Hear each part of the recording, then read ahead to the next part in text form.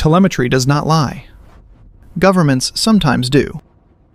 In October of 1967, the Soviet Union announced one of the greatest victories of the Cold War space race.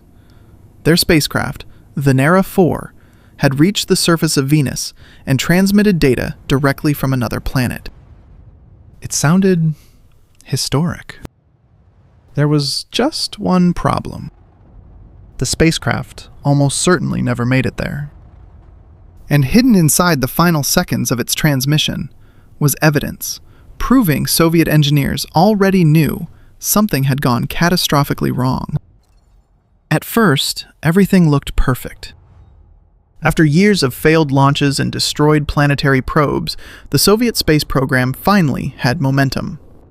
Venera 4 was built for one purpose: drop through the atmosphere of Venus, survive long enough to send back the first direct measurements from the most hostile planet in the solar system. As the probe descended, engineers watched pressure readings begin climbing. Temperature rose exactly as expected. The capsule kept transmitting. Back in mission control, the telemetry stream appeared stable. For the first time, humanity was touching Venus. Then the signal vanished. Instantly. No warning. No gradual failure. Just silence. But that was not the part that made the situation dangerous. The last pressure reading frozen on the telemetry screen showed something impossible. Roughly 18 atmospheres, equivalent to being 600 feet underwater on Earth. But scientists already suspected Venus carried far more pressure near the surface. Far more. And that single number should have ended the celebration immediately. Instead, Moscow declared victory. The official announcement was simple. The probe had landed successfully. Humanity had reached Venus. And the Soviet Union had beaten everyone else again. The problem was buried inside that same frozen telemetry display. Because if Venera 4 had truly reached the surface, the pressure reading should have been dramatically higher. Not 18 atmospheres. Not even close.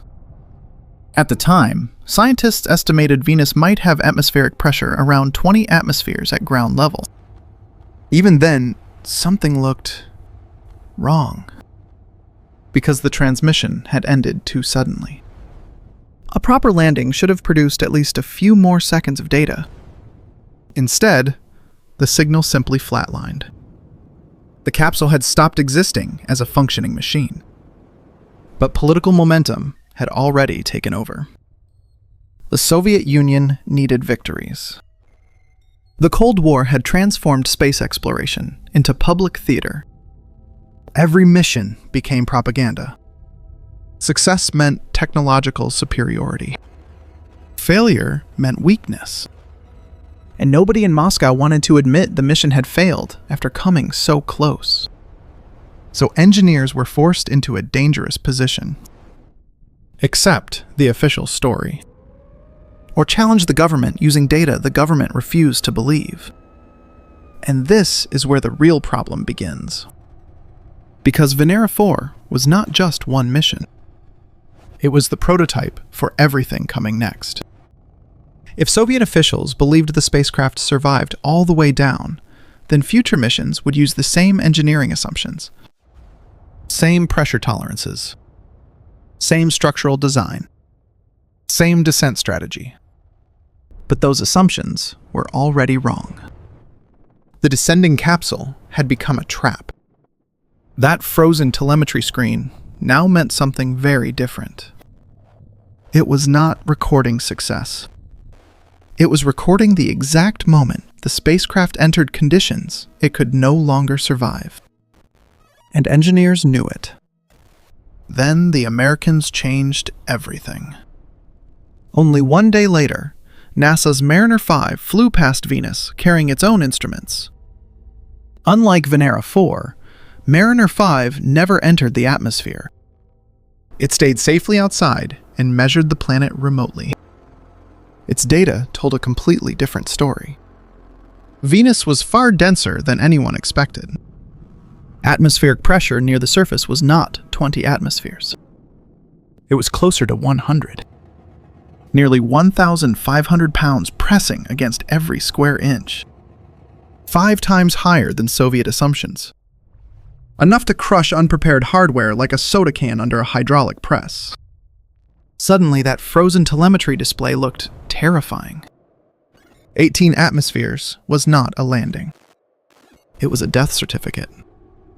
The probe had almost certainly been destroyed high above the surface. Its pressure hull had collapsed long before touchdown. But Soviet officials had already declared victory to the world. Admitting failure now would create a political disaster. So silence continued. And inside the engineering teams, pressure started building. Because the next generation of Venus missions was already being designed. Based on a lie. The spacecraft's structures remained dangerously weak. Design assumptions stayed anchored to the false belief that Venera 4 had survived descent. For months, engineers quietly fought internal battles. Some pushed for stronger pressure vessels. Others were forced to follow official guidance. The political system had corrupted the engineering process itself. And every delay made the danger worse. Then reality finally forced change. Cross-calibration between Soviet and American measurements made denial impossible.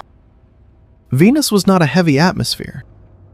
It was an extreme pressure chamber. Any future lander built on Venera 4 assumptions would be destroyed instantly. Emergency redesign began. Hull structures were radically reinforced. Pressure tolerance increased several times over. Entire descent systems were rebuilt from scratch. The Soviet program had narrowly avoided repeating the same fatal mistake across multiple future missions. And eventually, those redesigns worked. Years later, Soviet spacecraft finally landed on Venus and survived long enough to send back photographs from the surface.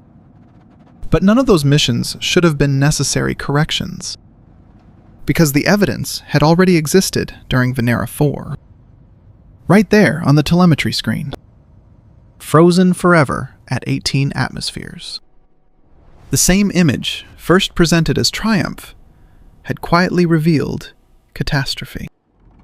Not a successful landing. Not a historic victory. Just a spacecraft being crushed while political leaders refused to look down. Sometimes the most dangerous failure is the one nobody admits happened. The numbers knew first.